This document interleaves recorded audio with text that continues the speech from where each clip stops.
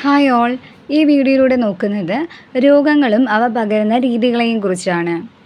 വായുവിലൂടെ പകരുന്ന രോഗങ്ങൾ ജലദോഷം, വസൂരി, മുണ്ടിനീര്, ന്യൂമോണിയ, വില്ലൻ ചുമ, ചിക്കൻ പോക്സ്, മീൽസസ്, ക്ഷയം, സാഴ്സ്. വെള്ളം, ആഹാരം എന്നിവയിലൂടെ പകരുന്ന രോഗങ്ങൾ എലിപ്പനി, കോളറ, ടൈഫോയിഡ്, മഞ്ഞപ്പിത്തം.